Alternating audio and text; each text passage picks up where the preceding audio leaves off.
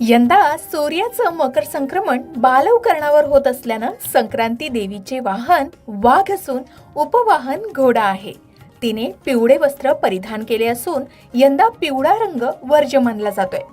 तिच्या हातात गदा आहे, केशराचा टिळा लावलाय.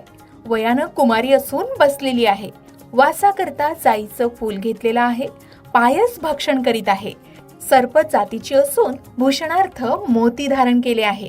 वर्ण आणि नक्षत्राचे नाव मंदाकिनी आहे आणि समुदायाचे मुहूर्त आहेत. पूर्वेकडून पश्चिमेस जात आहे, वायव्येस पाहत आहे. संक्रांतीने ज्या वस्तू परिधान केल्या आहेत त्या वस्तू महाग होतील. शिवाय संक्रांती जिथून आली आहे तेथील जनतेला सुख प्राप्त होईल. मकर संक्रांतीचा शुभमुहूर्त आणि वेळ बघूया. संक्रांतीचा क्षण असणार आहे 14 जानेवारी रोजी दुपारी 3:13 कारण यावेळी सूर्य मकर राशीत प्रवेश करेल. दुपारी 3:13 ते संध्याकाळी 5:45 पर्यंत पुण्यकाळाचा शुभमुहूर्त असेल. हा एकूण कालावधी 2 तास 32 मिनिटे असणार आहे. या दिवशी महापुण्य काळ मुहूर्त असणार आहे दुपारी 3:13 ते संध्याकाळी 4:58 पर्यंत. तब्बल 1 तास 45 मिनिटाचा कालावधी महापुण्य काळाचा असणार आहे.